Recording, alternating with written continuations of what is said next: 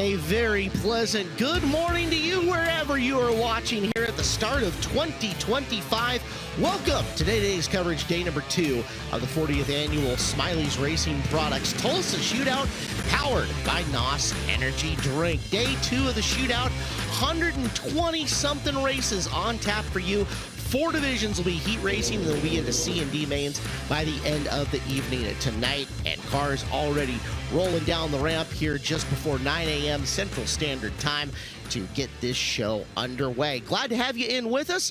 My name is Caleb Hartz. I am joined by Clinton Boyles and Blake Anderson here in the booth to start the morning. Guys, welcome to the real slog of the Tulsa Shootout. The biggest grind in motorsports starts here in just a couple of minutes with heat races for the non-wing Outlaws on the track. I'm excited to see the non-wing Outlaws. This is kind of the class that you guys, watching you guys the last handful of years, seems to provide great racing. You talk to the drivers. I feel like this is the class that everyone's the most excited to run to. It's the most unique here. It's going to be on the edge. It will be, and this is going to be a long set of heat races here for the non-wing Outlaw. We got a small taste in the shallow win last night of what we're going to see, and today's a tall, deep dive into a lot of races here. They're going to start off with some big action early in the day for Outlaw non-wing on a heavy prepped racetrack. It'll be interesting to see what these guys can do with their power and show off their engine builders a little bit. We were blessed last night to have a really nice racy track from the very beginning of our Winged Outlaw heat races. This morning, Clinton, as per usual on mornings of the Tulsa Shootout, we're expecting something a little bit different. Yeah, absolutely. This is going to be narrow to start for sure, and I think we usually see that for 10 to 12 races before we start to see the second groove, but you never know what gravel's going to throw at these guys with track prep, and maybe we see something a little earlier. Maybe they saw we got really slick last night and need to get some moisture back in the racetrack, and we're going to be juiced for a while. So it'll be interesting to see how the track develops over the course of these heat races and when guys start to move out, make a second lane, make these moves, and how aggressive they will be early on without a second lane. So you can see it on the screen right now, the info for the day, your schedule. We are starting at race number 29. We're going through 160 today. Non-wing Outlaw heats, restricted heats, Wing A class, and junior sprint heat races, followed by Wing Outlaw D and C main events, as a little hot lapping going on this surface to start us off, just to make sure that it's in raceable condition. It's not too greasy up and around the top of it. Yes. Something we talked about in this class, Blake, is just the cockpit adjusters in the Outlaw division. So a bit of a benefit here for guys that are prepared for that, have the knowledge within them to sit and make these few laps, and they'll collect their thoughts under yellow and say, okay, here's how I felt, here's what I can do to make a few adjustments, be a tick better. Well, we need to introduce everybody to the rest of our broadcast team today. Let us kick things down to our 2 pit reporters, our men on the scene. Let's welcome in both Chris Moore and Earl Hoon to the broadcast. Gentlemen, good morning. Good morning, guys, and Happy New Year to all you race fans tuning in on FloRacing. Chris Moore, Earl Hoon Jr. here at the top of the ramp, or maybe at the top of the boulevard of broken dreams, because we had some news last night, and the big news was Anton Hernandez. Yeah, he was disqualified after his car owner refused tech on the motor last night. So we don't know why. All we know is that the car owner didn't want anybody to touch the motor. So Anton Hernandez is done for the Winged Outlaws. Earl, I got to talk to the tech guys. They have plans for more. All the premier classes are going to get random selections throughout today and tomorrow morning. So, yeah, just to clarify, Anton Hernandez is not done for the week. He's just done in that division and in that car. He'll be racing here later on throughout the week. But we got all kinds of stories, and a lot of action is going to take place at the top of the ramp, guys. Brian Ward, what's going on trackside? Thank you, Earl. I want to hit on something that Clinton Boyles mentioned just moments ago, this racetrack. I talked to Martin Edwards, asked him what they did overnight. He said, we shaped it like we would a regular show, get the grader out, start on the bottom up at the berm, work your way up the racetrack. There was quite a bit of a cushion that got built up after yesterday's action, 151 hot lap sessions, 28 heat races. If we pan over and take a look at the Hyper Racing logo, you can kind of see the bottom of the Y is a brighter white, and the racing, the cushion had built up there. They cut that all the way down, exposing that brighter part that didn't get pelted throughout the day when that cushion was built up to the wall. So it's cut down. You can see the K-rail there. He said they shape it back down, spread it out all the way across the racetrack where that cushion had built up, farm it, sheep's foot it, water it, and repeat the process. I said, how late were they here? He said, I'm not sure. They sent me home at 1 o'clock so I could be rested and fresh for this morning. But guys, it's time to go racing and see how this track surface does for us today. The very first heat race is on the track. We are up and rolling, and the green flag is out. It is the non-wing Outlaws here in heat race number 1. Timing and scoring still waking up as well. We'll pick up a lineup for you here in just a couple of seconds as they're off and on their way, guys, and already 3 wide into corner number 1. Yeah, a lot of heavy action as the yellow flag's going to fly. We got one slow off turn 4. This is 73 car, I believe. Braden Sharamonte. Yeah. The hypercars from Pennsylvania. We saw guys fighting for that bottom hard early. Clinton, I was surprised last night. You were in an early heat race, heat 3, and as wide as the track was early. Obviously, a much different track today, being that we've got 132 races on tap. Yeah, I actually was surprised at the track I was given last night also. My crew guys and I kind of got into it a little bit, and I'm like, guys, that top is going to come back in. I've seen enough laps around this racetrack to know that bottom's going to blow off quickly, and they said there's no way it's going to be, hammer down around the bottom. And so, we almost weren't really prepared for that. But that's the hard part about this is, you hit that ramp and the water truck can come out. They can, decide to go till and work everything. You never know. You got to be prepared for any situation. And, that's what makes having a good team behind you so important here inside the building. So 10 cars on the racetrack here. You've got Seth Shibester out in front. That's the black and white number 82. Mason Doherty is in the 98D, sitting in the second spot, and threatening him right now. That's the 3 of Drake Edwards. As off and running. Chris Carroll in this one, a former winner here, driller winner at the Tulsa Shootout, riding in 5th. We'll see what he can do in the 05, or excuse me, 6th. So he's got a little bit of work to do in that 05 car. Good battle there for, I believe, the 3rd spot, make that the 4th spot through the field. Wow! Oh, look out. That was Chris Carroll almost getting upside down. There's the announcer's jinx early. Yeah. Race 29. Way to go, Blake. I know. Get it out of your system now. So action all over the field as the drivers settling in, just like we are here on the broadcast. Glad to have you in. Christian Bruno working his way up in the 5G. Bruno has worked his way up into the 5th position from a little bit deeper of a starting spot. Everybody hugging the bottom of the racetrack right around the berm in the early going. So we're down to 3 laps to go here in our first heat race of the day. Kind of what you expect to see in these early heat races, a tough fight to get in line these first 2 or 3 laps of a heat race, and from there you're just waiting for a mistake from the guy in front of you. And if you don't have that, there's really nothing you can do other than pressure and be there for that mistake, because there's 1 lap to go for your race leader, Seth Shibester. How disappointing, Clinton, is it if you're in an early heat today and you see I'm starting 8th, 9th, 10th? Is that like, man, broken dreams? Yeah, pretty disheartening when you pill draw 400, 500, and you think, okay, I'm going to get some passing points, and all of a sudden you're the top, first 5 heat races out in the day. That makes for a really tough start to your Outlaw non-wing. Track got much faster there. 0.8 of a second from the start of the race to the end of the race. You look at it compared to what the lap times were early in the Winged Outlaw last night. 12, the non-wings are 11s. faster than what the Winged Outlaws are running at that point in time. Shows you how much moisture is in the surface at the moment. Just a quick look at who to watch. Our own Clinton Boyles will be who to watch, but you've got a little while. You're a late heat race here in these non-wing Outlaws, right? So we talked about what race number. I don't even remember. 66? Yeah, I'm glad you know, because I don't. You just got to tell me when to go up top and figure it out as we get a look at race 30 overall, heat race number 2. Brody Brown and Eric Erdman make up the front row. Leroy Boone and Danny Bukafuska. I'm going to blow that one. Brandon Boggs, Brody Snyder, Tyler Lupton, Michael Covey, Maverick Page, and Aiden Schmidt. Going to be your 10 in this one as you look at the Joe's Racing Products ramp cam. And quickly, lights are out around the racetrack. We are going green on our second heat race of the day. We're off and running. Into the first corner and drifting way up in the corner. Brody Brown trying to lead him. Gets back to the hammer relatively early. First lap belongs to Brown here in our second heat race. Lane 2 working for that's something telling. They got around a few cars right there up into the 3rd position. Got some cars drifting by there early, Clinton.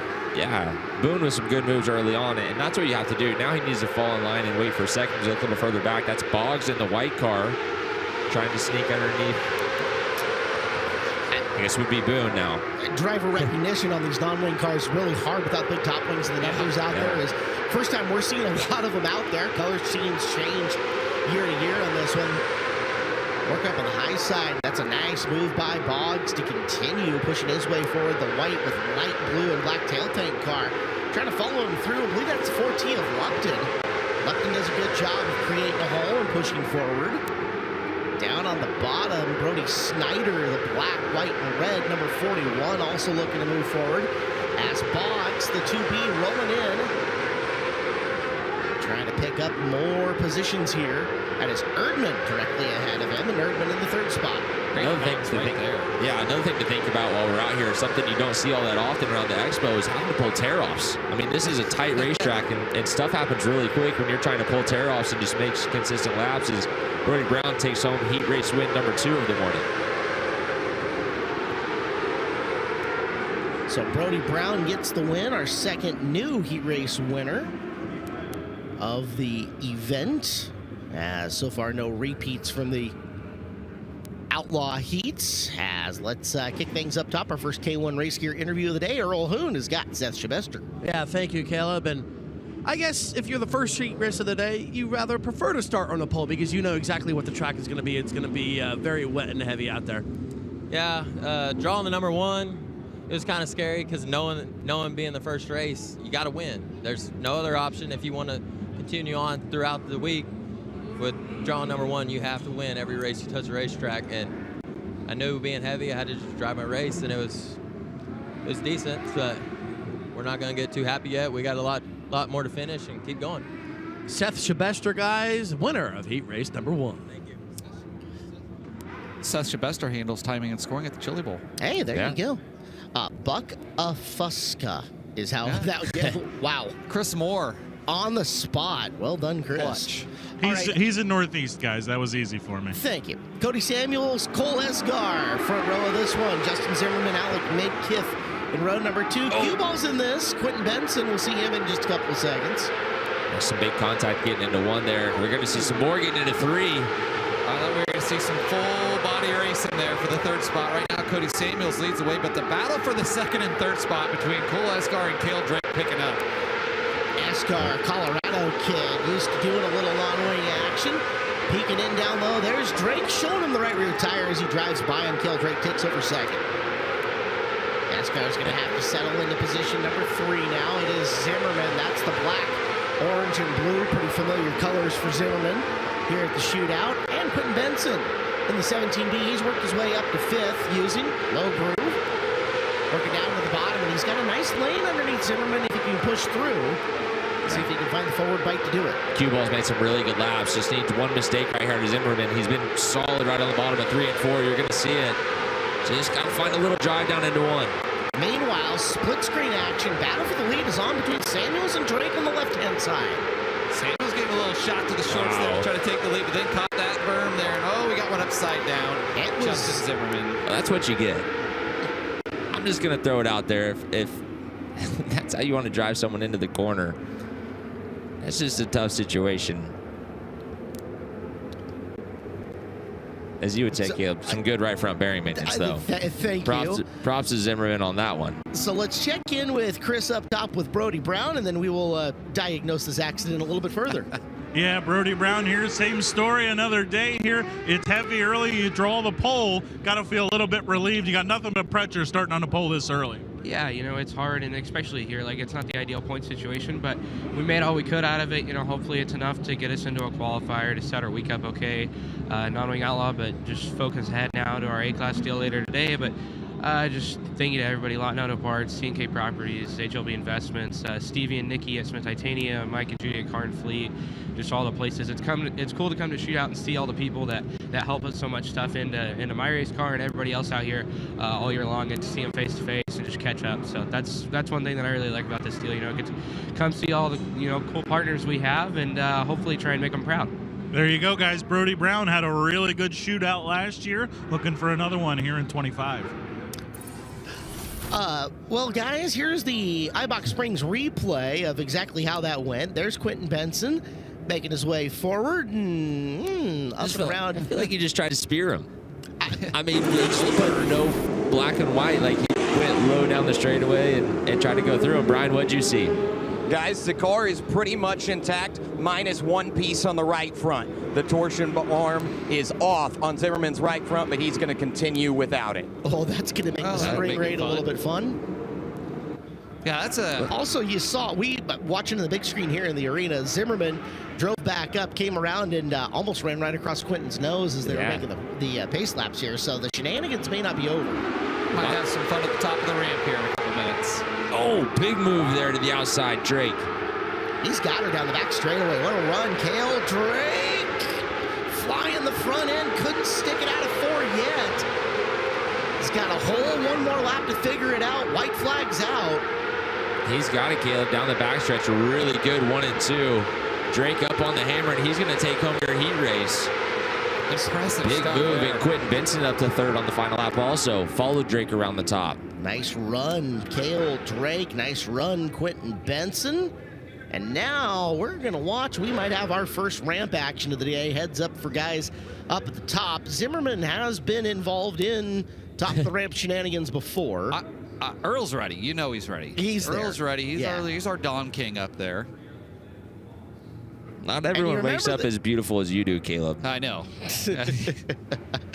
Well, we are on to heat race number, 3, 4 something. Race 32, Brady Ross, Wyatt Miller make up the front row. GT in the Farrell Frameworks house car, Cooper Miller, Corey Green, Blake Scott, Dylan Burks, Brody Bridgman, London McKenzie, and Ethan Larson make up the 10 cars coming for this heat race. Non-wing Outlaws on the racetrack.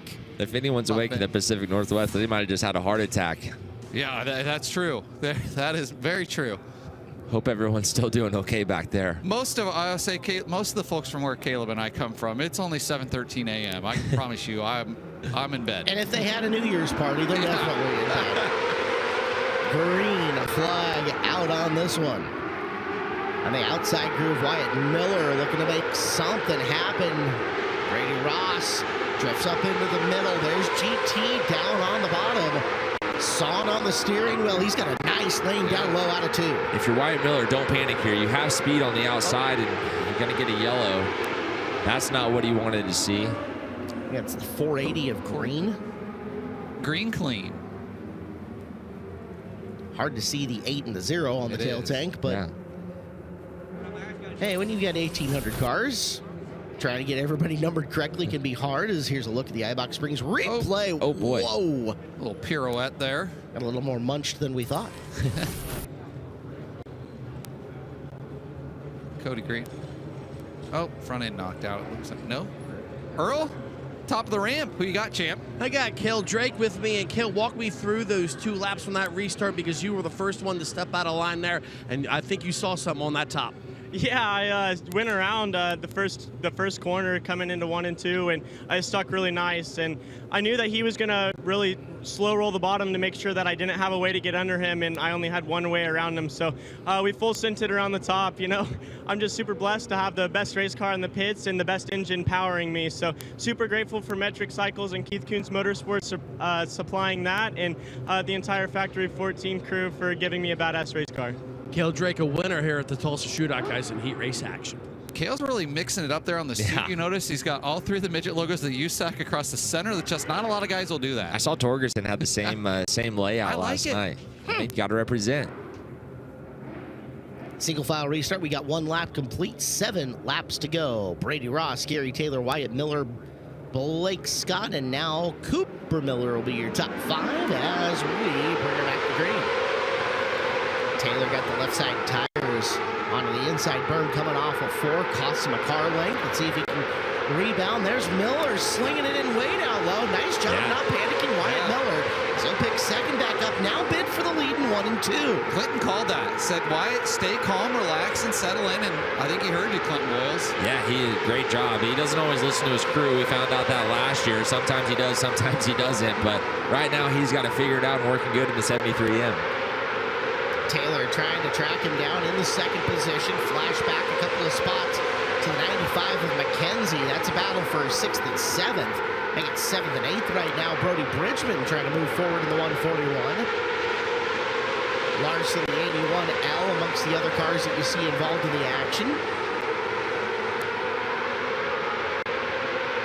Wyatt Miller, impressive run out of the young gun from North Carolina. Winner here a year ago in the junior sprints, and now in the outlaw classes, and going to pick up some good passing points here, Caleb. Looking like a high-scoring heat race for him. As we are down to the white flag. One more time around, taking a look again at the 5C of Miller, as we've got one up on its top. Just in front of us. And that is Brody Bridgman's 141. So Wyatt Miller, darn near, we're closing in on 10 seconds, Caleb Hart. 11:275 the fast lap. Here's an Ibach Springs replay. Oh, he caught the right rear, and just a little tip over there. Coming to the white flag, trying to make something happen, not having the heat race you're looking for, and pushed her a little too hard coming into the corner. They'll set him back down. Brian Ward getting a workout early here this morning.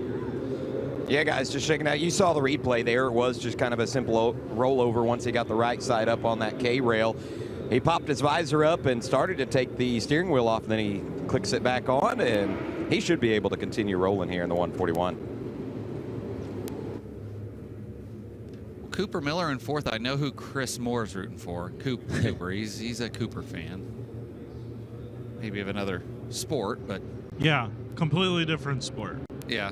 That's okay. Hey, I just wanted to tell you guys, Justin Zimmerman and Mick Guile Jr. did have words. They were face-to-face with their helmets on. No physical exchange, but certainly words. Was Earl? And they were not nice words. Was Earl standing in the corner with the heater hanging out of his He mouth? was just so overlooking? scared, it's not even fun. I was too busy talking to Don King up here, boys. I mean, you I'm are Don King. I'm wheeling and dealing here. Hey, guys, I forgot to mention this, but did you notice the shirt Chris Moore was at the top of the show? I mean, Notice it. Oh, my goodness. Notice it. You should see the people messaging into us trying to buy the thing. Bidding starts at $20. It's theirs. Whoever has the highest bid, just let me know. Boyle said it'll go 200. A lot of extra zero on there.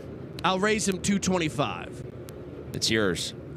Yeah, Earl, you already have one. Why are you paying $225 Well, so for I mine? can You already resell have it. one. I can re-gift it next Christmas. What's better than one Chris Wilner fan club t-shirt? Two. Answer. He's my Two. favorite Chris. Yeah, mine too. Ouch. We did leave the.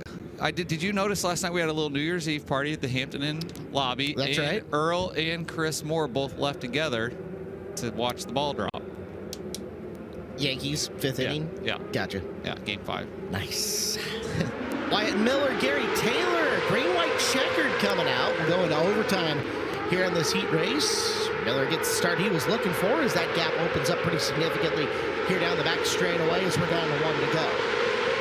Well, third heat of the day, Wyatt Miller going to hang on there. How about that? You know, they're 3 for Dale, his grandpa.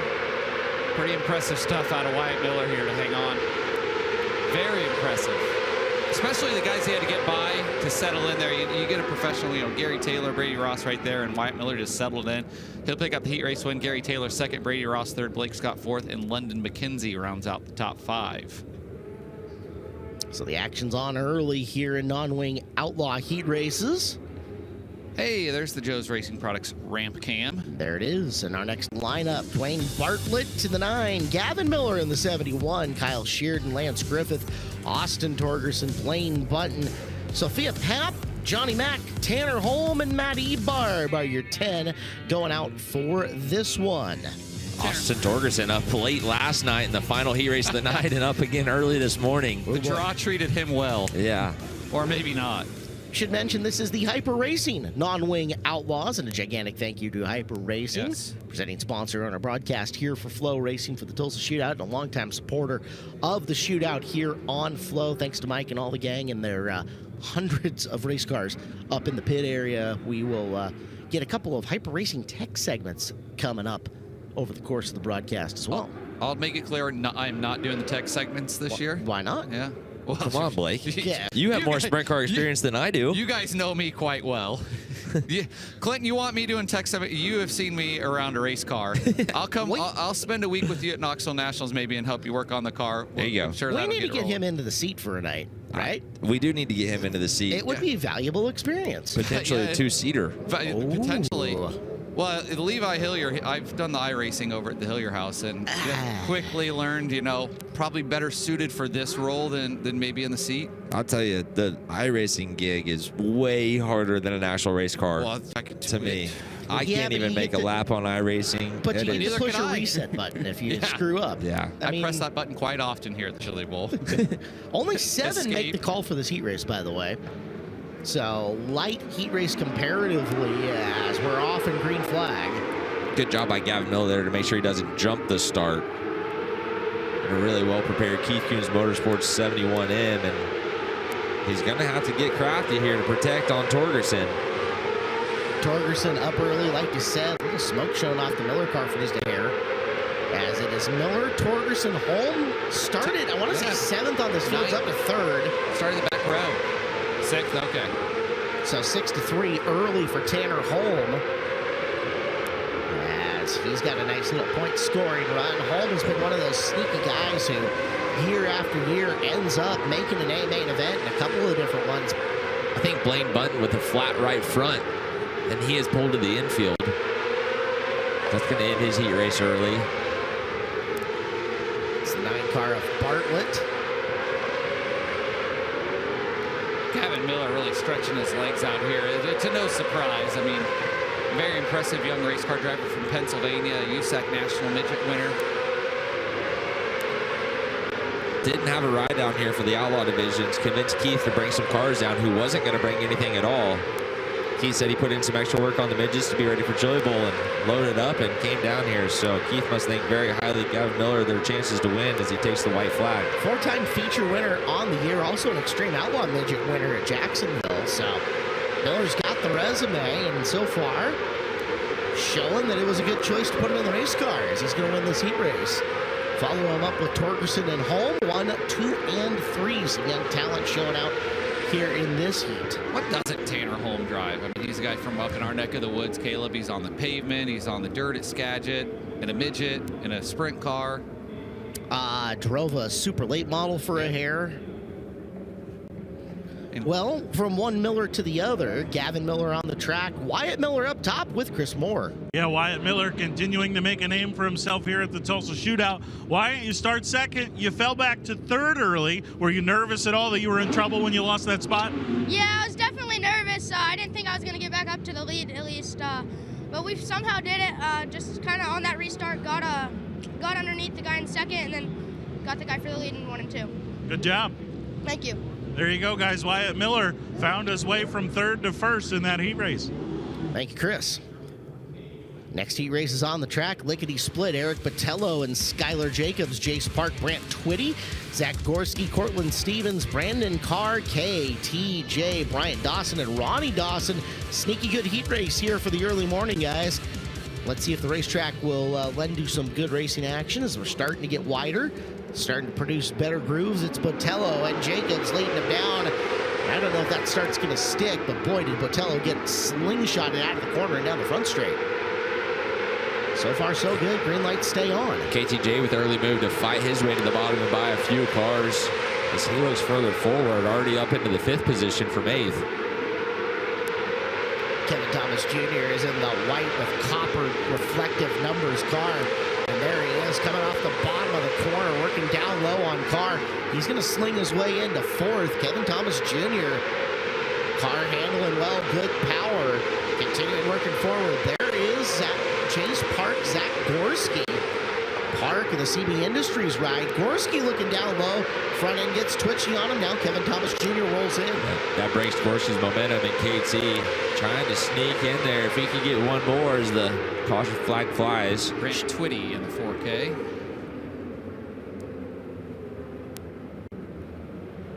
KTJ's licking his chops right now. Another opportunity to maybe pick up another spot in those oh so valuable passing points. Gearing, a big topic with KT last night as we were talking about this upcoming heat race, and just what gear do you go with? Do you want to try to really excel the first 2 laps, or do you put a gear in to try to build some momentum and drive around some people? And I think clearly KT went with the first 2 lap option. Well, while we have a second, they set the car correctly. We'll go up top as Earl's got Gavin Miller. Yeah, cue the Billy Joel music, guys. Kids from Allentown. And I guess it was a pretty good idea on your part to convince Keith Coons to bring down some micros here for the shootout, because initially the boys were talking, you weren't even supposed to be in non-winged outlaw competition. You could convince Keith to come down, and it's starting to pay off. Nice heat race win. Yep. Yeah, it worked out good. Just got to thank everyone at KKM, Keith, Chuck, Justin, and Kale for, building my cars for me to be able to come out here. So, yeah, it was a good way to start off in that class, and we'll see what we can do.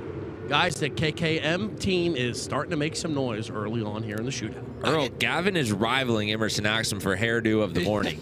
Agreed, we haven't boys. seen Emerson yet, Yeah. so Agreed. it's still out for debate. But Emerson's hair, always a hot topic here on the Expo. I did not have Earl dropping a Billy Joel Billy reference Joel this reference, early? Yeah. I didn't know that he knew what a Billy Joel was. 9:26 in the morning. I thought Earl's music references were limited to Hank Williams and We'll see him dance to Hank Williams in 2 weeks. Green out once again. Botello again, huge start at the ton of room. Gorski around the outside of Gorski. Jace Park right back at him in 3 and 4. Gorski with the crossover. Here comes Kevin Thomas Jr. getting involved as well. So Gorski, Park, KTJ, 1, 2, and 3 in your screen, 2, 3, and 4 in the running order as Kevin Thomas Jr. has a line underneath Jace, getting into the corner, half a groove lower. But getting there's one thing, he's got to get by him and make the pass. We're coming to the white flag this time around. 1 and 2 starting to show some signs of slick on the bottom side. Really opened up the high side for Gorski. He found it at the right time as Parks followed suit, closing the door on KTJ. Checkered flag. There's your winner, Eric Botello. Runs away with this one for second. It's Gorski third, Park fourth. Kevin Thomas Jr., Cortland Stevens in the one car ends up taking position number 5.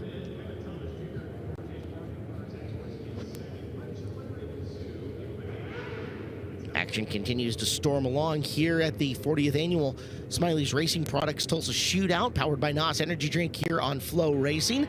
Next heat race, Josh Marcham in the 8, Preston Norberry next to him, Tyler Ruth, Tyler Edwards in the all Tyler row number 2, Jake Nail and Trey Erdman in row 3, Brandon Rose, Dason Pursley row number 4, and Amy Donner and Brandon Anderson make up row number 5. Fun to watch the stories that develop in every single row.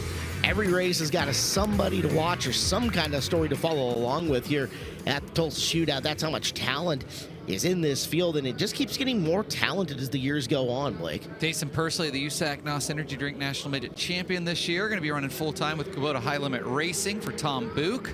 Excited to see what he can do here from deep in the pack. It's been interesting.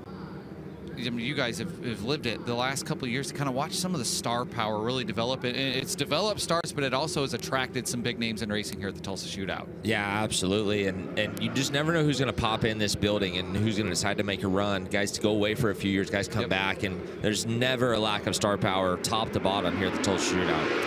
But one of the guys who has been a absolute pillar here, Josh Marcham. You see him every year out to the early advantage in the 8 car. Norberry in the 77 trying to sit in the second spot and find his way by him, but down on the low side, Jake Nail pushing the issue, using the right rear tire, moves Norberry up and out of the line, and now Nail down on the low side looking for room underneath Marcham. Those two get physical, oh boy. Here comes Norberry back around the high side. Preston Norberry not backing down. A 3-car battle for the lead off at turn number 4. Wow, a little contact, and Jake Nail back into the second spot. Oh, there's some used up Nerf bars already here in this race as there goes Rose down looking to the low side. Brandon Rose says, I want a top 3 in this battle. Comes off the low side of the speedway, noses ahead of Norberry as we go back to the battle for the lead. Marcham and Nail with the run to the inside going into 3. All this action up front allowed Pursley to close in on your group of 4. This one's not over. 3 laps to go. It's anyone's game. Lead change. Nail ahead of Marcham. Marcham now under fire from Rose. Rose at the line down to the bottom of turn number 3. Rose looking for second place with 2 laps to go. He's got it. Can Norberry and Pursley make a move to get through? Boy, there's that sweet spot right off the bottom of turn number 4. If you can hit it right, it just shoots you off the bottom of turn 4. And Brandon Rose on the move. Yellow going to flag out one upside down. It is the 18R of Brandon Anderson. Anderson ran full-time for the first half of the year with ASCS National Sprint Car Series. MPI steering wheel goes flying already. It's a classic case of you're upside down and you took your belts off. Chris is at the top of the ramp with Eric Botello. Yeah, thank you, Blake. Eric, tell me, we're sitting here watching. Track looks like it's starting to get a little bit wider, a little bit more racy. Does that make it even more tougher when you're starting on the pole? Yeah, we went out pretty early today. The track was really grippy, so starting on the pole, I didn't have to be the fastest car on the track. I just had to log consistent laps. Felt like we had a really fast race car.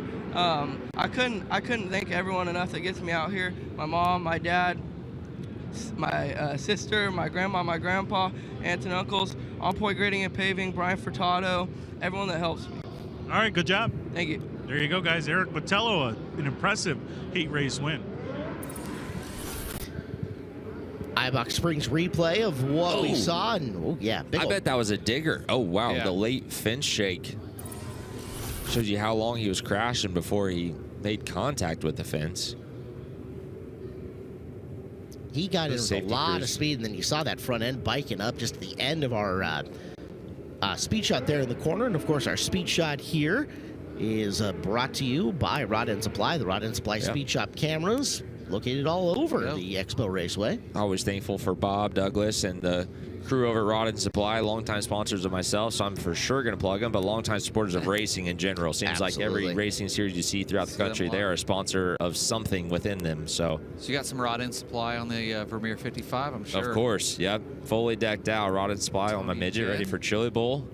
Bob's still fielding the Lightning Sprint every once in a while for guys to run around? Yeah, Bob actually runs a Lightning Sprint series throughout the Midwest. He has for years and years, and Bob has one Lightning Sprint together and is working on a second kind of experimental car that he's been putting together for the last couple years, and he tells me it's close. He wants me to come run it when he gets it ready. So I've won a couple Lightning Sprint races for Bob, and had fun getting to work with him and developed that partnership. So yeah, Bob's a really great guy and does a lot for our sport.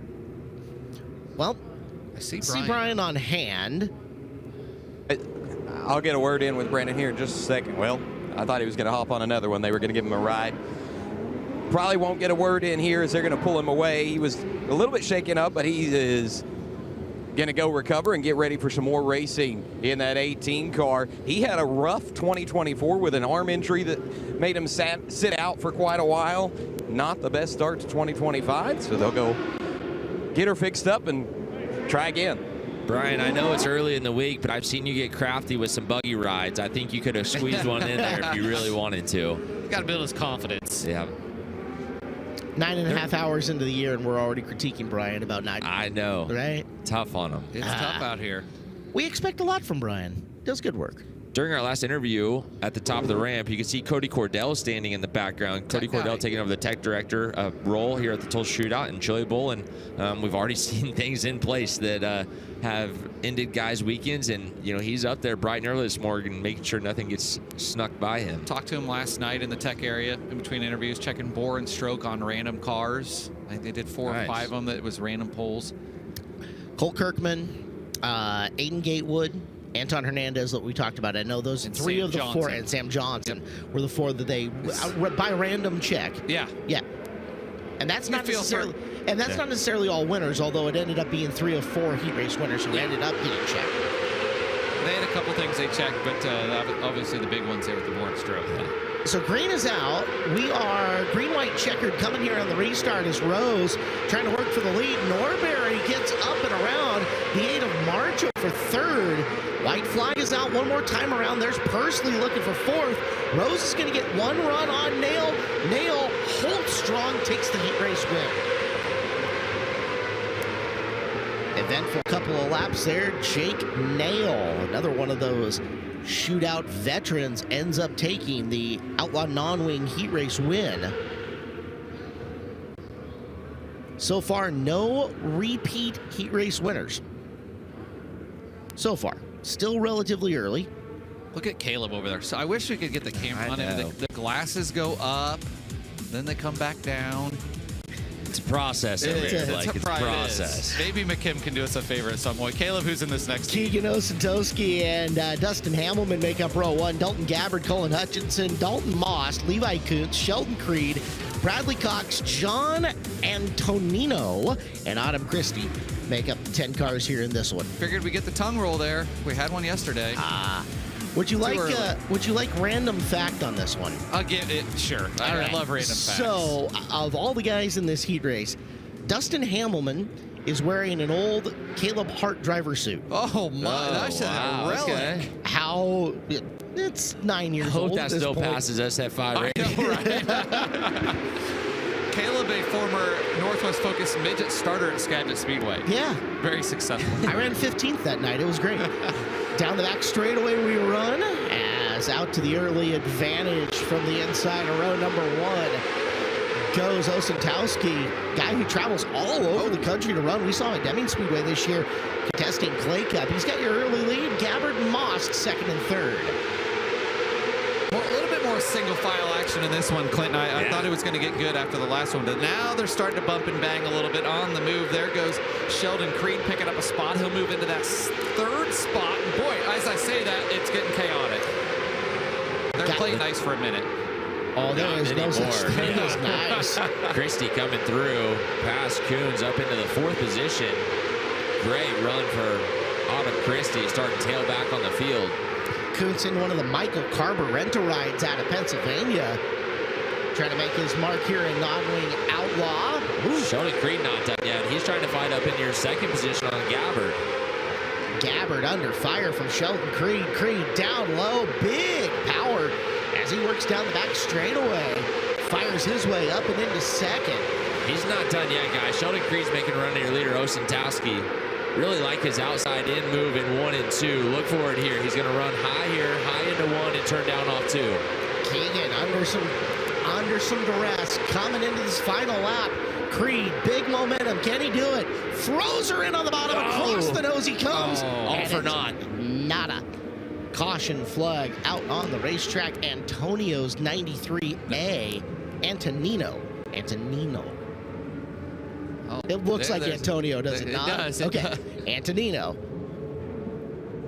So we're going to get a green-white checkered restart here. It's a bonus lap for Creed at this point in time to work on the front on Osentowski. Bonus lap he didn't want. So if you're Osentowski here, Clint, what are you doing? Are you sliding yourself? Well, he should be really worried about 1 and 2. That's where he lost his momentum, right? Okay. He got slid in 3 and 4, but that's not the corner you need to worry about. How did he get that run on you? How did he develop it? That was in 1 and 2. He went high to low, into 1, out of 2, and I really don't know how you protect on that because he didn't seem to have the car speed that Creed did. So, maybe a little soft slider here into 1 and 2, and then a slider in 3 and 4 is going to be very key. A good start probably saves everything. Oh, then he goes bouncing around though. Got to slide yourself right here. Doesn't do it, leaves the door open. Here comes Creed, and that's all she wrote. Boy, Sheldon Creed found it in the 74 car like a rocket ship. And look at the advantage he opens up on Keegan here in the final lap. In fact, Osentowski in danger of losing the spot. We got one upside down. Yellow flag came out. We'll see how they score this. I don't know if we saw it checkered or not. I saw a yellow first. So up on his top, I think that's Hamelman.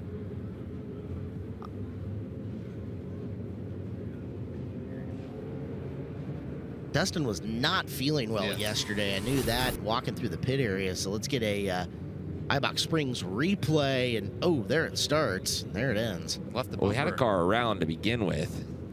Oh, he just up and over the front end. Yeah.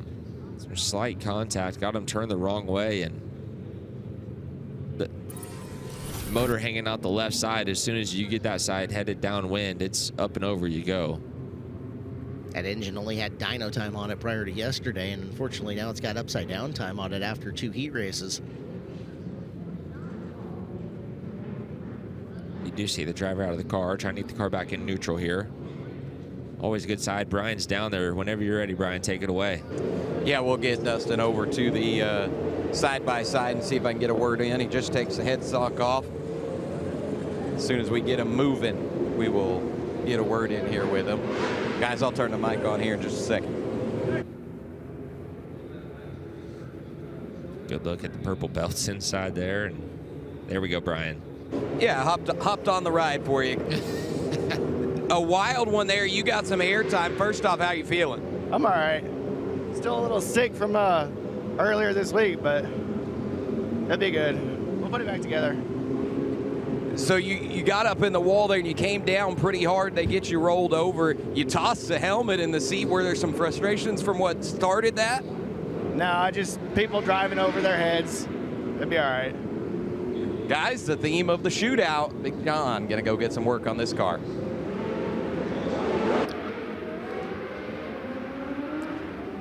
Back to action we go. Yeah, let's see how Osentowski handles this. I feel like he was almost off the pace that last lap. And that's a white flag throw, by the way, guys, not a green. So we're only going to have one to do it. Here's Gabbard up on the top. Osentowski down low. It's going to be physical coming to the line. Keegan holds on to second as Creed gets the W. It's a good point scoring run for Sheldon Creed there.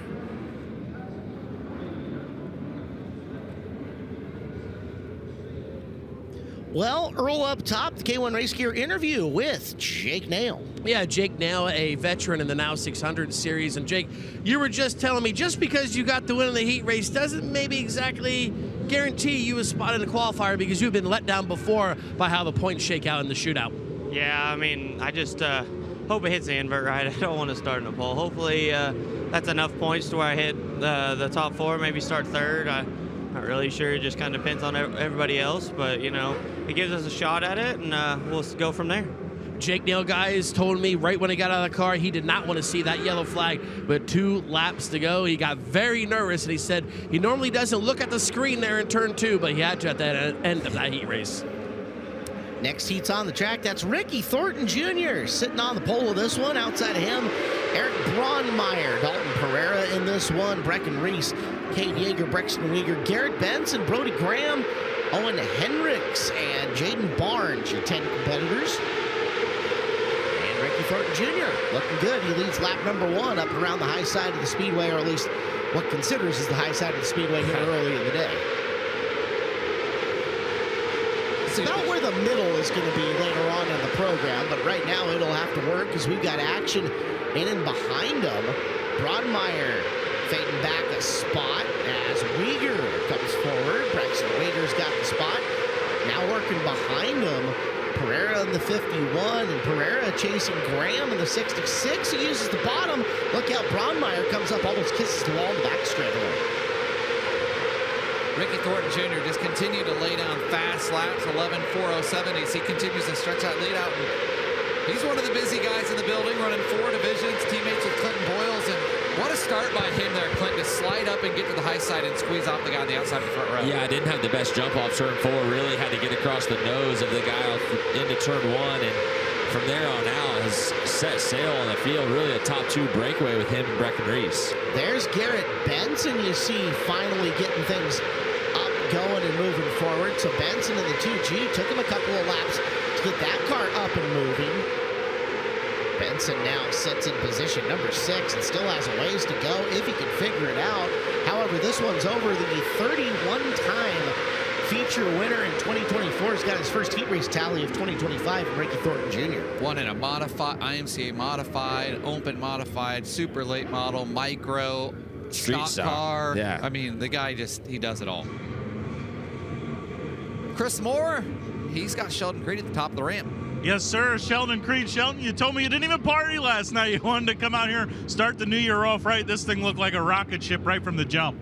Yeah, I knew I'd probably have a good opportunity to go forward there, and yeah, just Darren had this B&B car really good right there. I feel like non-wing been pretty good all weekend. I need to work on the wing stuff a little bit, but just want to thank Alexander Ford and Lincoln, San Diego Laser Cutting, Pizza World, Adams Performance. Just takes a lot to get here, and it's hard to be good in this building at times. So yeah, I'll keep working hard and keep working at it this week. I'd imagine those late yellows you weren't too impressed with.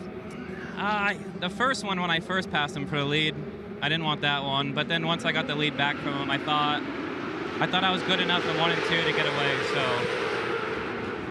I don't know. I just try not to think about it and do my part right. Guys? All right, thanks, Chris. It was the battle of Will Scribner and Jim Van Zandt from the front row, and it'll have to happen again. I wondered if that start was going to stick anyway. Terry Maddox did not wave the green flag on that one. I think she was going to come back. was Bit sloppy. great. So there's a look at the rest of the racers in this one. Lane Warner, Isaiah Garcia, Nicholas Skias, Aiden Leingang, Aiden Price, Sunshine, Tyler Courtney, Chase McDougal, and Blake Battles will be the 10 going to battle here in this heat once we get it back backed up and ready to go. I see what you did there. Thank you. Here's a replay. Ibach Springs. Yes. It's the 122 of Lane Warner who ends up around, and then joining him so he didn't feel all lonely was Skias in the 20. So second try, 3 cars back to the front row. As we hit on yesterday, the passing points are based off the original start. So they're based off that last start. Just, can't reiterate that enough throughout the day. And if you take a look at it, oh, wait, no. I thought they waved Garcia forward, which Garcia was originally starting outside row number 2. That'd be a huge pickup for him. Sunshine's out there trying to lead traffic. He told me yesterday in the staging lanes before his Winged Outlaw heat that he was nervous.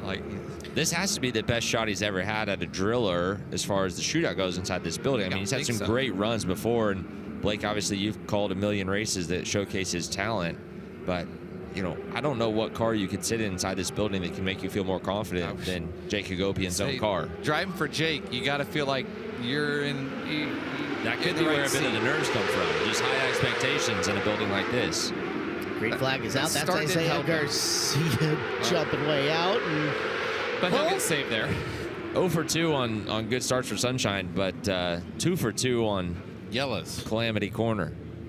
So it's the 122 again, driven by Lane Warner. At Skias again, McDougal's in there, somebody else is in there, and Earl's got Ricky Thornton Jr. Pair of juniors. I like it.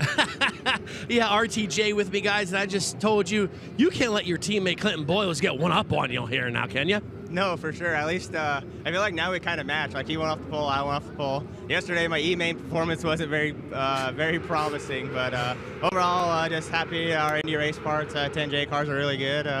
I really didn't know how good of a start I needed to get right there. I know Eric's got an open motor, Herd Outlaw motor, and I got my motor cycle machine work take class stuff in, so worked out for us. Hopefully it puts us somewhere decent in the qualifier, hopefully in a qualifier.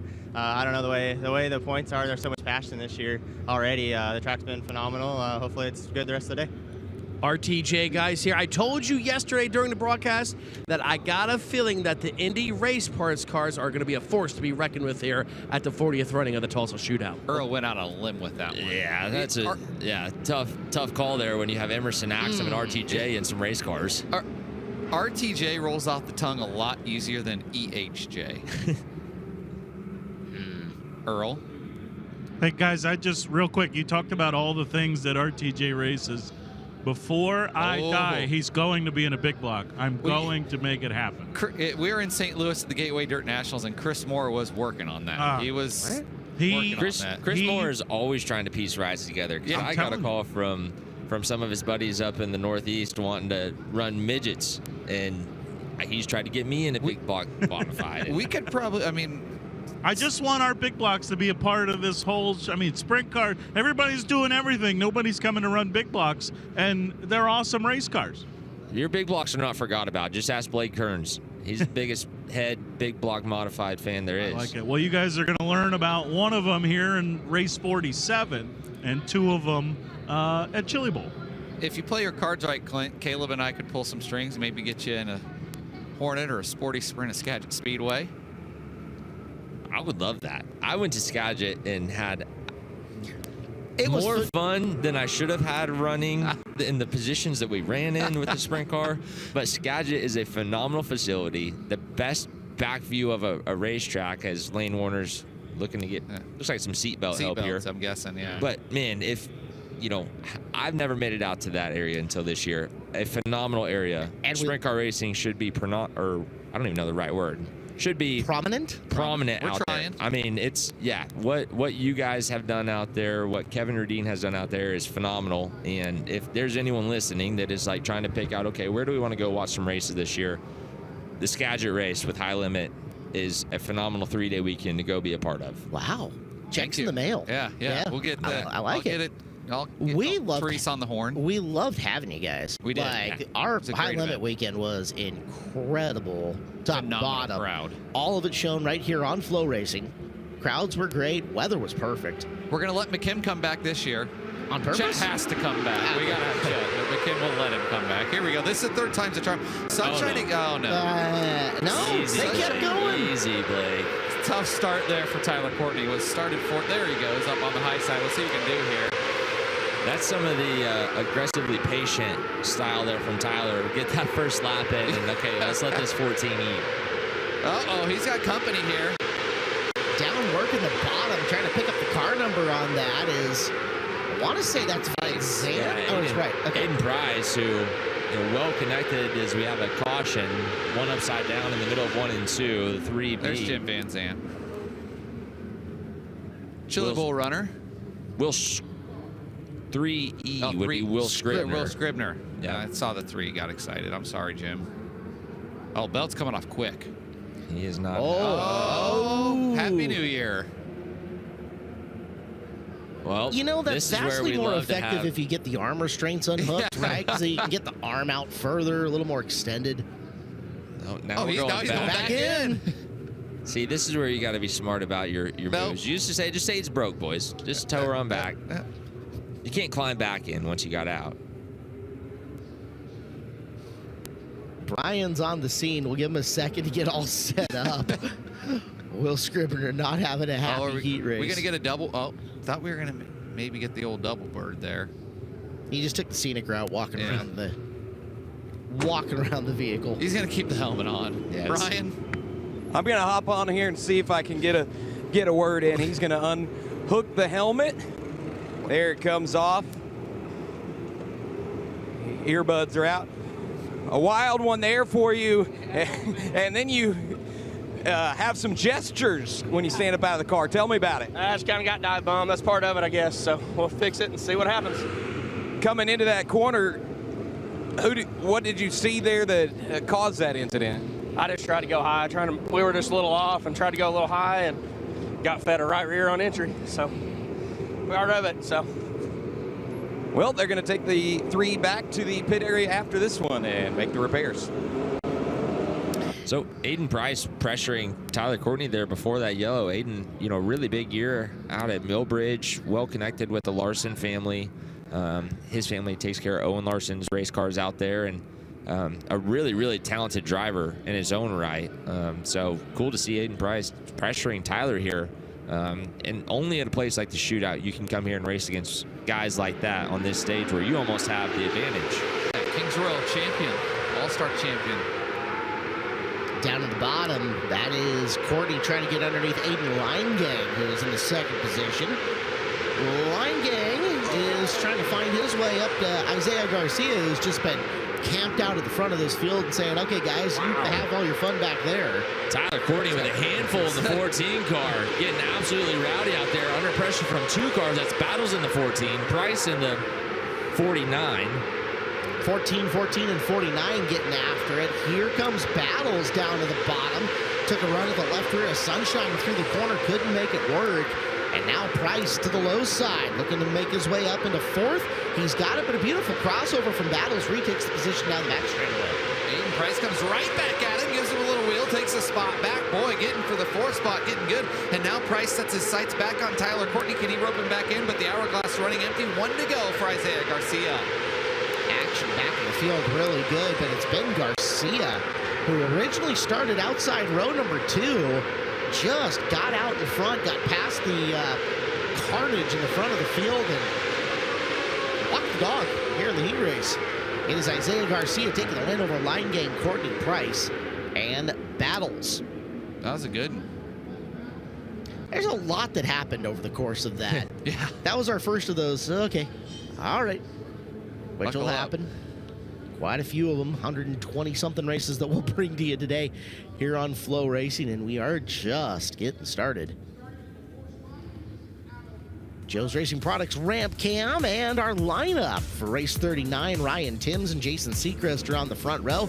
Mickey Bullock and Paul Javot, the second row. Cameron Key, Cousin Cameron is out there. Nathan Ward next to him. Waylon Phillips, Trevor McIntyre, Neil Allison, and Luke Anderson will make up the field. There is tradition here in the booth, Blake, that when Cousin Cameron's on the track, we're on our feet at minimum. A big year for Cousin Cameron here coming up. Huge year. Yeah. Cool Pumped to see him. Beaver ride.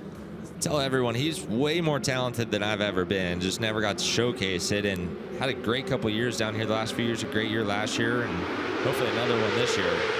In the Beaver Tool and Drill 12 car, legendary car in the Midwest. Heat race up and underway. Oh boy, wow. Cousin Cameron right there. Yeah. Buckle up, buddy. In the thick of it. There he goes. Found something on the cushion to drive up and around. So Cameron Key in the TKH gray and blue, number 21 with some black on it. Worked his way up into fourth. He's looking for more spots as he comes out the high side of turn number 2. We're seeing a couple cars be, just edgy, pulling the front wheels, bombing around. These last couple heat races, the track really coming into its own. Looking at Bullock, trying to find his way by, scooting past him at the top of turn number 3. Cameron Key up to second, and now can he chase down Ryan Timms? Timms has a straightaway on him, but there's half a heat race to go. 2.5 lead for Ryan Timms. You put Ryan Timms on the front row in this building, it's going to be hard to beat. Nathan Ward trying to come through a little bit further in the pack. That's the 95W car. Meanwhile, bouncing around Anderson in the 44s. You get a look at Timms on the high side 1 and 2. The battle for third is unreal right now. We're 3 wide into turn 1. Up and around the high side, that is Ward throwing that race car around this track. Nathan Ward, California kid, has made his way into the third spot, finally distancing himself 4, 5, and 6, though. Highly contested in behind him with Phillips, Allenson, and Bullock. As the checker is out, and Timms gets the W.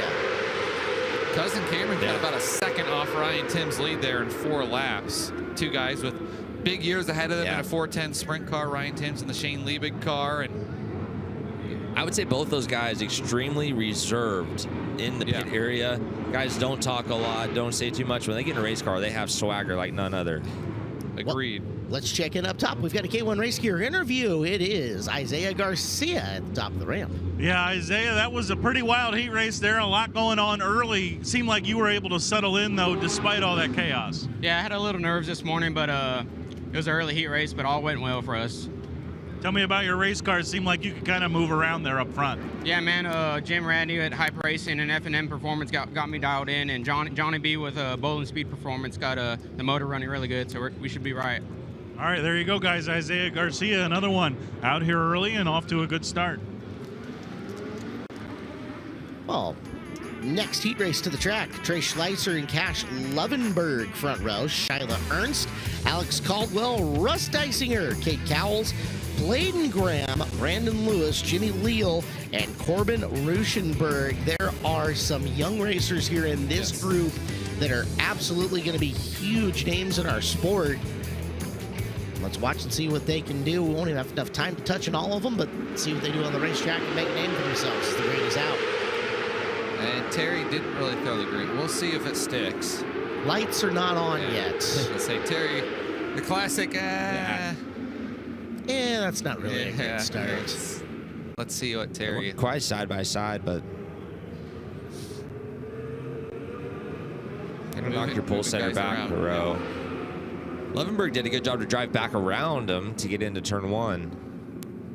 We get to see Cash up in the Pacific Northwest quite a bit. He's been pretty darn good in California, and kid has got as much guts as he has talent. He's got a lot of talent, so he is not afraid of the race car, and he is not afraid of making a move to put him in a position to win. So I saw more micro racing this year than I think I've ever seen. I think that I've ever seen in my life. Every Friday I go up to Deming and annoy Caleb and watch the Hilliers run and Amelia Rudine, and they got a solid. Deming is cool, Clint. If you ever get a chance to come up and see us, we'll take you up to Deming on a Friday night. They got a good field. I'd love to see Paul have him take the wings off for one night though.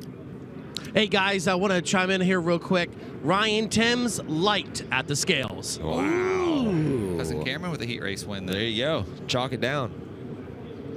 Caleb Keeping it in the my, family. My tracker is now. Yeah, get them glasses up. Oh, yeah, he doesn't have them up yet. No. Green is out, and let's try a second time. Up around the high side, that is Lovenberg. Lovenberg sawing on the steering wheel, trying to hold the spot. And that high side, oh, we got trouble right in front of us, and they somehow stay green, Clinton Boyles, right in front of us. I thought we were getting upside down, but Cash Lovenberg able to hang on to the lead. Boy, it's the pace picking up here into turn 3 and 4 right in front of us. Yeah, we're starting to build that cushion. It's getting tricky as we see Russ Dysinger on the bottom. No power steering in the 39. He's still ripping. Said if you can feel the car so much better without the power steering, especially the front end. We've talked extensively about the power steering versus manual steering debate here in this booth over the years, and it is still up for debate. Clearly, is Dysinger looking good? He's second. We got two on their tops. Yeah, Russ told me, like a lot of the young kids, they don't know any different. Yep. So the power steering feels natural to them. And honestly, he said, Clinton, you can tell me what your thoughts are on this, but he said it's kind of has almost an iRacing feel to it with the power steering versus no power steering. You got to hustle the car. You can feel it a lot better. Here's a replay coming for you, though, on iBox Springs replay. Jimmy Leo and Lena getting up and over. But Clint, on the power steering. No, and that's a good way to describe it. I've never driven a micro sprint with power steering until I came in the building, and I would agree with that description. You know, you feel like you should be able to feel the steering in these cars, and just kind of you have to fight them, and you don't at all. The steering is so easy in these things, and you know, it just takes a lot of getting used to. So for someone like Russ, who probably drove for years and years without power steering, to throw that in and try to adapt and relearn that feel is a tricky thing. And I think there's something just kind of old school cool about somebody that doesn't have power steering. I'm going to go out there and I'm going to manhandle this thing around a racetrack and make it work. On Russ's side as well, he's not a small guy, so the manual steering saves weight. It's about 8 pounds thereabout. That motor on the power steering is real heavy, and it's also a drain on the battery, which can suck horsepower. Interesting. So let's go to fast forward to Saturday night, play the wonderful what if game. 55 laps around this place in a non-wing car with no power steering. What's that gonna be like? So I think a lot of it has to do with just how you have your front axle set up, and that can change. And we'll go down to Brian Ward real quick. We'll see if he can get an interview with Jimmy Leo, and then we'll touch base on this. Yeah, Clinton, I've got the real deal here. Car turns around in front of you, nowhere to go, and you just monster truck over the top and then land on the halo. Tell me what you felt inside the seat. Oh, that was a hard hit this time, guys. I got the wind knocked out of me on that one, but Lena doesn't look too bad, so hopefully we're back at it again later, so we'll see what we can do.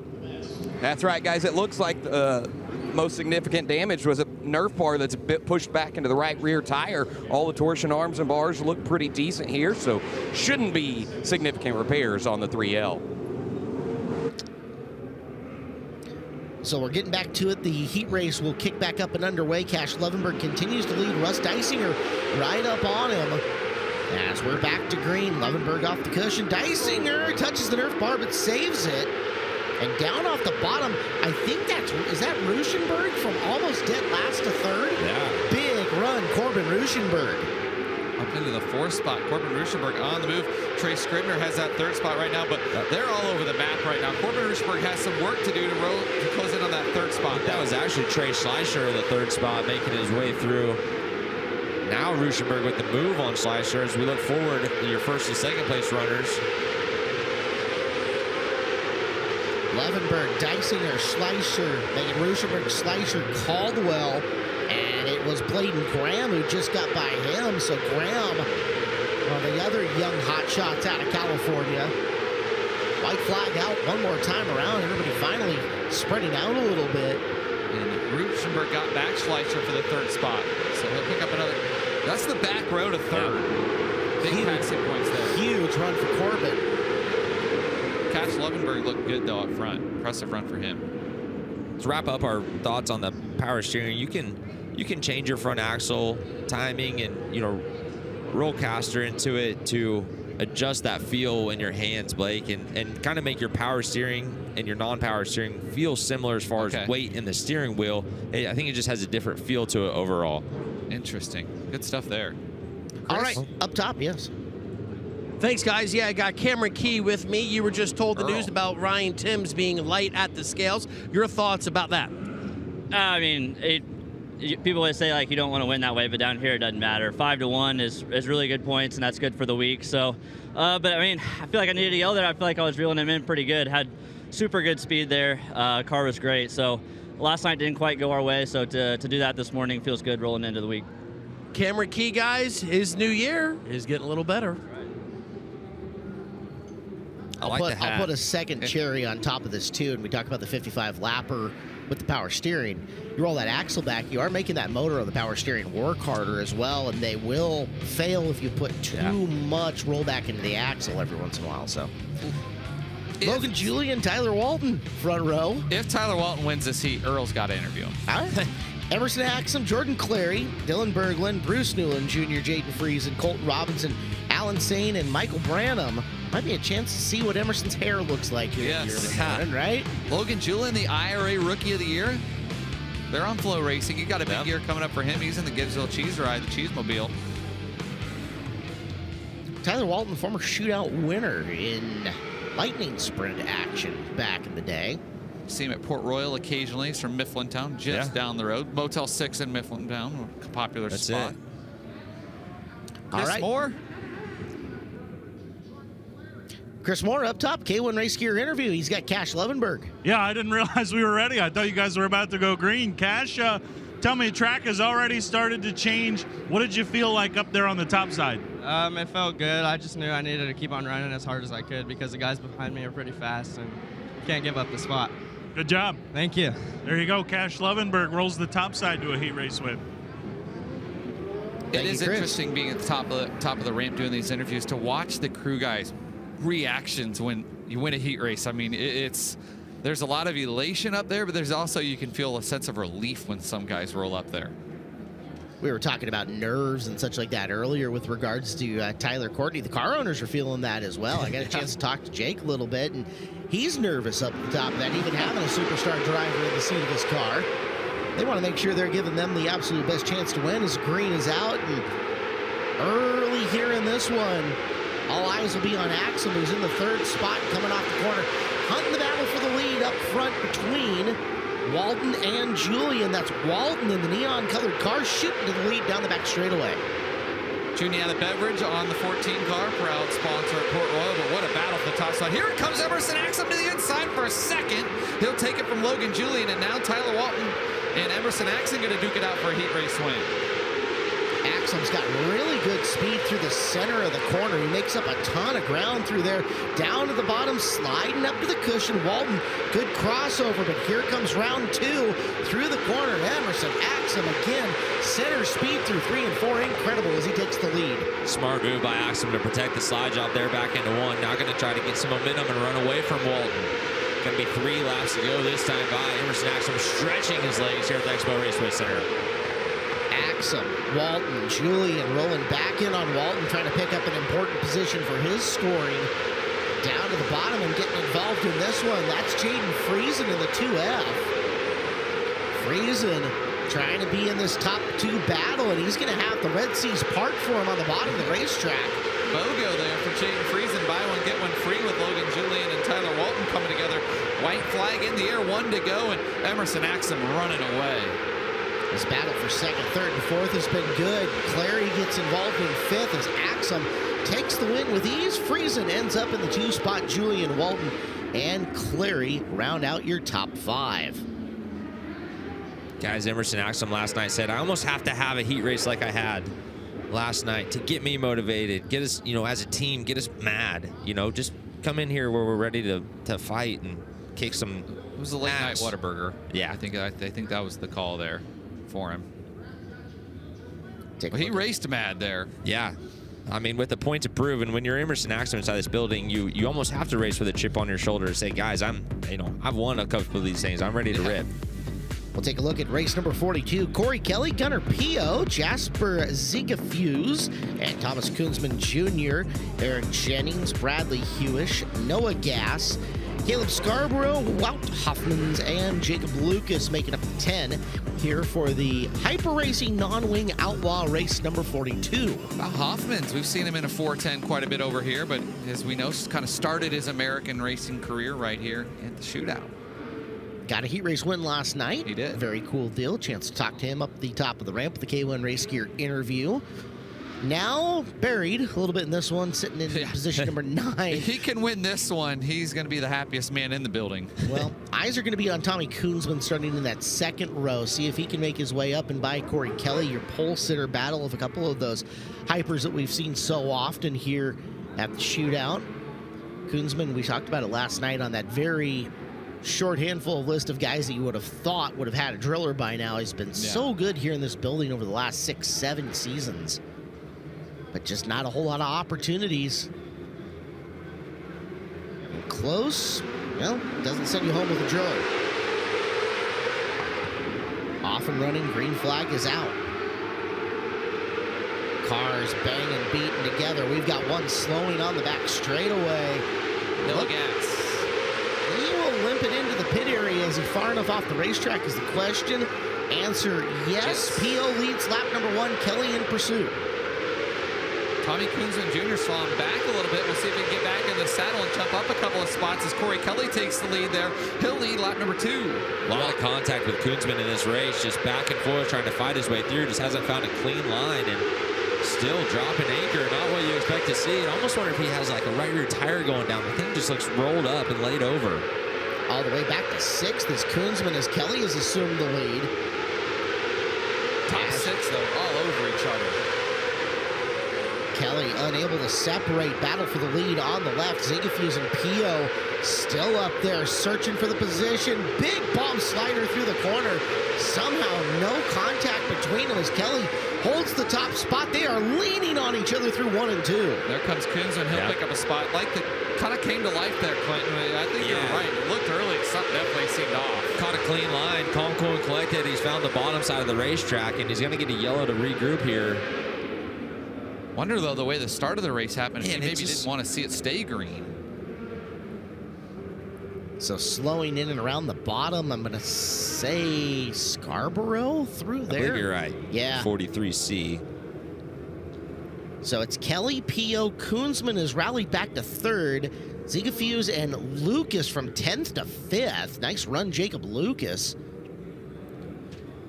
Settle them all down and now give them a green-white checkered to figure out the final 2 laps. Like those hypercars on the East Coast, they're just born with grip in them. They just make grip all the time. Koonsman had plenty of it. See what he can do. Yeah, see what he can do these last couple laps. He's going to have the low groove open up to him. As he looks down low, Pio goes to the high side. Kelly having the low side as they come to 1 to go. Kelly, Pio, Koonsman, 1, 2, 3, 5th of a mile to decide it. Up top goes Pio. Up by us in the booth to the low side. Koonsman looks, and at the end, it's tight, but it's Kelly, Koonsman, and Pio by less than 1/10 of a second. 0.037 between Kelly and Koonsman, 0.132 between Koonsman and Pio, but Corey Kelly gets the win. That's the veteran move right there by Koonsman that puts him in position to win these features year after year. Big move there. Chris Moore has Emerson Axum. What's the hair look like, Chris? That is incorrect. Oh, I got lied there, to. Mr. Anderson. I got lied to. Yeah, well, welcome to the show. Anyway, we were able to enjoy the final minutes of 2024 with this young man last night, Emerson Axum. Emerson, another heat race win. And what about these 10J cars? I mean, you happy with how they were performing so far? Yesterday, no. We made a lot of adjustments and you know, changed some stuff on the front shocks, changed some motor stuff. Yeah, right before our heat race rolled out, we were putting the front shocks on and staging. So we're making some adjustments. Luckily, they don't give out drillers for heat races because, you know, our history of heat races in this place is pretty rough sometimes. So we're still in it. We just got to get better. You know, I feel like we kind of know what package we want to run, but for whatever reason, we forget to bring it back every year and have to go back to it later in the week. So we convinced them to put on the stuff that works. And obviously I want to thank 10J, Jared, Shaggy. They're working hard. It's not from a lack of effort. Them guys are just trying to get better. And, you know, sometimes we get a little worse. So we'll just go back to what we know works. Emerson Axel, guys, going for another golden driller. I'm sure that's how Emerson dreamed of ringing in 2025, was spending it with Earl Hoon Jr. I love his forthcomingness. Like, he does not pull a punch. As we're off and running here in this heat race, time and scoring is having a hiccup for us. We're working on her. Max Crabtree, Connor Lee, Aiden Purdue, Chase Balf, and Hank Soares, your early top 5. Max Crabtree looked good in the wing car last night. Crabtree out and leading. Lee in the 1H was very racy last night in the wing car as well. Trying to find his way up and by. Got Chris Cochran in this, Glenn Braddy, Sean Mahaffey, and more. They're trying to work up from the back of the field. Battle for the lead. Max Crabtree hanging on. Aiden Purdue on the move, though. Purdue slides up, getting close to it. No, he's got it off of turn 2, though. Wow, what a move to get the top spot. Here comes Connor Lee, right through the middle of the racetrack. Lee, big old move, trying to pick up the position. Down the back straightaway, he's got second as he drives up and around him in the corner. Couple to go. Well, don't talk so fast, Caleb. Crabtree right back at him to retake second. Slider coming back through in turn number 2. Give it to Lee for now, but Crabtree not done. All this allowing Purdue to get gone. Aiden Purdue looking to become the first multiple heat race winner here of the shootout. How about this battle for second, Clinton Boyles? Yeah, incredible stuff we have going on here between Lee and Crabtree. Coming to the line, it's going to be Lee and... Man, that was close. Crabtree, there couldn't have been much space between his right rear and the fence there as he crossed the start-finish line. That's just .015 between Lee and Crabtree there at the line. Quick math out of Caleb Hart there. Yeah. I think last time McKim lied to me and said Chris, but Chris, maybe. Okay, we got you. Hello, Chris. Yeah, we're going to have a discussion if you start mistaking me for Earl, Blake. Hey, I got lied to. Corey Kelly, the record's going to show you went 1-1. It was not that easy at all. What are you thinking coming off the 4th corner? You got P.O. rolling the top. Tommy Koonsman shows you a nose on the bottom. They were all 3 hypercars. I just didn't want to wreck nobody. I mean, 1-1 ain't great, but it's a win. It's as good as you can do from there. Good job. Thank you. There you go, guys. Corey Kelly picks up an exciting heat race win. Expo Raceway is getting good right now. Let's be fair, it's been pretty good all morning. Yeah. Even the early, quote, sporty lockdown heat races, there's been action. So, Connor Lundy, Brian Debrick, Robbie Brockman, Landon Henry, Ryder LaPlante, Michael Hubert, Colton McGimsey, Chase Porter, Tylen Trammell, Austin Saunders, your cars involved in this one. It's lively in the 97. The white with blue car that's out to the early lead. The 3 wide back for third is, almost went tire riding down the back straightaway, but everybody settles down.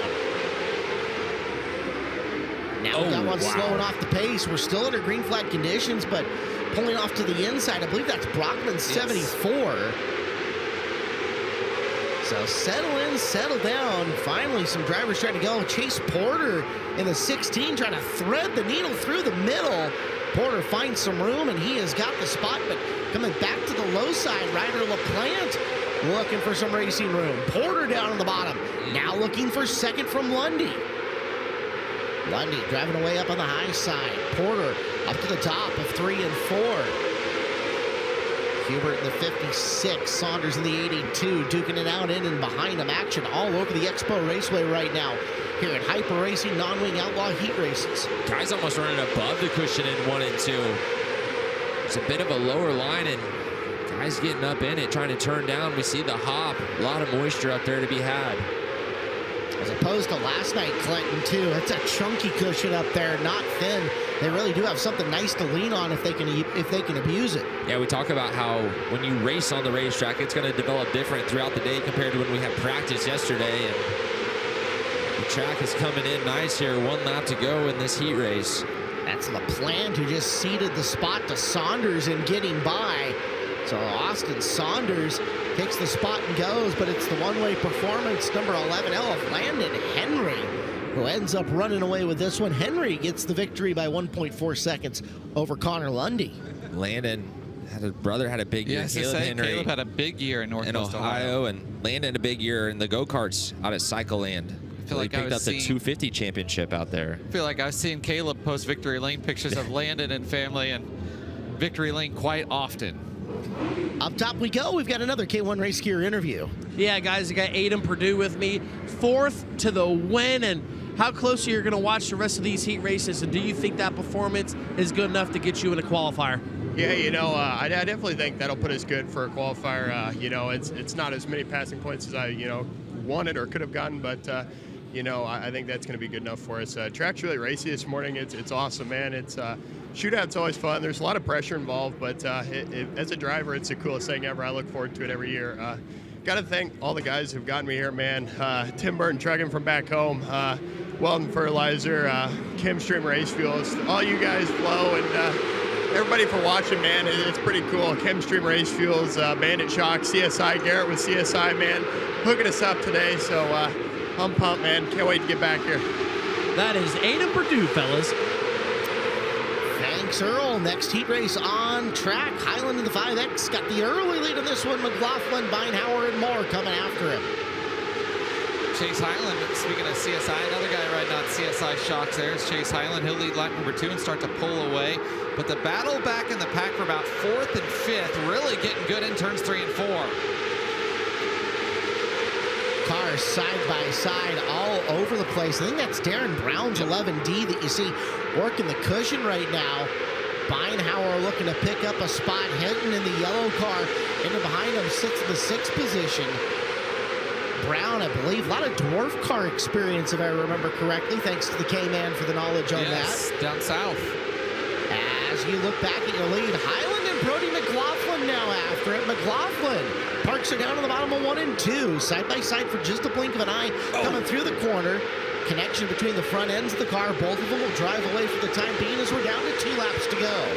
Chase Highland trying to hold off Brody McLaughlin. McLaughlin goes to the high side, side by side for the lead. Brody McLaughlin shoots to the lead, this time by Clinton Boyles. White flag flies, 1 to go. Big Mac Brody McLaughlin with the power move into turn 1.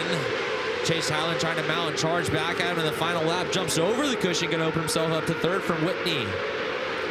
Into the final set of corners. Look out. Highland, Whitney through the palm. Couldn't quite get through. They both drive away. And Whitney will hold 3rd. Highland 2. McLaughlin to the victory. His first here of the shootout. Impressive run by Brody McLaughlin there on the high side to get to the top spot. Guys, you wouldn't know, but Brody McLaughlin is about 7'9" tall. He's huge. He's a big boy. Yes.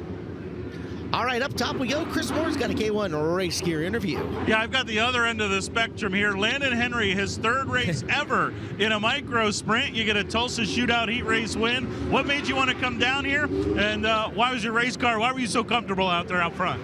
I want to come down because it's a dream come true and something that finally came true. I'd like to thank Joey and Kevin out there working their tails off.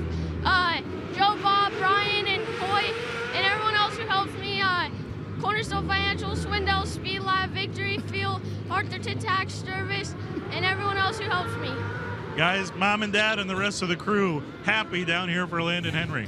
Landon Henry with Kevin Swindell on the wrench is also a great guy to have in your corner coming into this building. Look at this lineup. Dustin Cormany, Dustin Tessier, Mike Grennert, Anthony Perigo, that is Chris Moore's one to watch. Levi Hink, Zach McNally, Chase Randolph, Cole Schroeder, Austin McSparrett, and Ray Brewer. All right, Chris, this is the one. You're on the spot for this. Perego. Okay, Perego. You've been telling us about that since we all landed off the airplane. His first time in a micro sprint back in February. He won the Trenton Indoor Nationals, beat Brian Carver, Briggs Danner, Steven Snyder Jr., and a host of others. First time in a micro. This is his 2nd. Perego. I thought he was going to read the whole roster that Perego beat that day. Guys, I am not sure what happened. I'm pretty sure somebody just flipped and kept going. If they didn't, there was a lot of bouncing around. Colt Schroeder's 3 car. Schroeder was bystander in this, or involved, but not the car I'm talking about. Is the 12 car. Austin McSparrett, I believe. McSparrett, a heat race winner last night and Winged Outlaw. Oh, not quite. No. Nope. Spider-Man. So coming off the corner.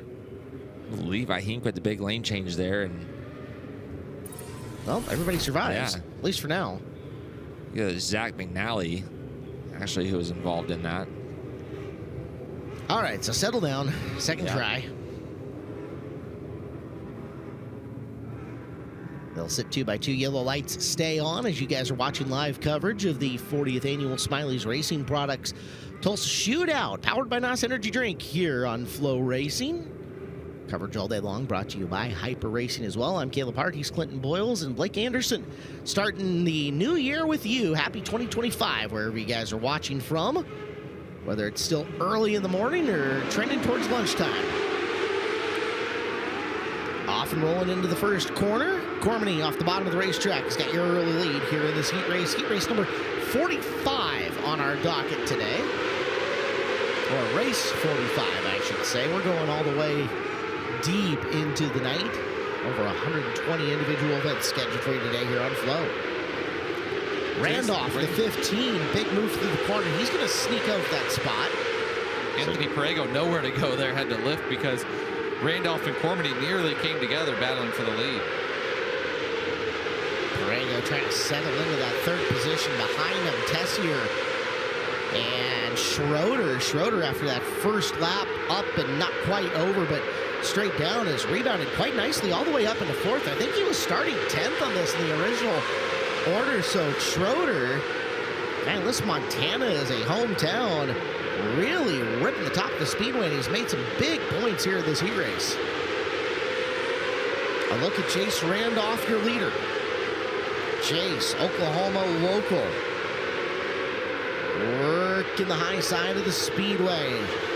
Big visor on Chase Randolph there. That's Cormany and Parego battling for second. Caution lights blink on with 2 laps to go here. As we've got McNally spun out facing the wrong way in the 2. I see what you're talking about, Blake. Your leader there. His sun visor is, he can't see much. You don't need that in this building. Yeah, he's making it hard to watch the screen on himself, that's for sure. Yeah. Sometimes that sun starts peeking through the east side over there, the windows. Good right now, though. I didn't catch that. I'll have to take another look at it. But is it like it's coming right at you here? Sprint car size sun visor on a micro? Oh yeah. And that's like 2 or 3 visors put together. Well, maybe he's going for the aerodynamic factor. Yeah, there you go. Right? That's it. Flow. It's a wing. It is. So Jace Randolph out in front, Cormany, Parego, Schroeder, Tessier 1 through 5. Randolph, if I remember correctly, I think he fabricated that chassis himself. That is a home-built Jace Randolph special. They'll roll back the lap counter, at least here on the ticker. The EIC to 3 to go. Building shows 3 to go as well. So back to green we are. Cormany, Parego trying to chase down Jace. Randolph will get away, but there goes Parego to the bottom. There's a nice controlled slide through the corner. He'll take second over. Now has a chance with 2 to go to see if he can make up some ground on Jace. Yeah, here comes Schroeder also up into the 3rd position. Past Cormany. He's got 1 lap to maybe get 1 more. Parego, big bomb coming in 1 and 2. Contact. All for naught. Yellow flag is out. Oh boy. It's at least 10 to 3 though for Schroeder with a chance to improve. Yeah, I think he's going to be hungry here. Parego's been good on the restarts though. Was good on the initial start and it fell back a spot or 2. And Schroeder obviously hard charging throughout the entire heat race. Well, he's not going to get surprised now at this point in time. Knows he's there, so there will be no lazy entries into either of these corners coming up. Green-white checkered, 2 out for this one. Again, like you said, Parego's was good on the restart, so Randolph cannot rest on his laurels here. Back to green. Down to the bottom goes Parego. Randolph gets away off the top of turn number 2. Behind him, Parego and Schroeder for the 2nd position. 1 to go. 1 lap to decide it. Down to the low side. Schroeder shows him the wheel, drives on by, coming out of the 2nd turn. Welcome to the shootout. Anthony Parego kind of gets shoehorned out of the way, but Jace Randolph going to hang on for the heat race win. Still a good run for Parego, though. His first time in a micro in this building. Maybe a 3rd place run. Went positive, 4-3. That's good. But Jason.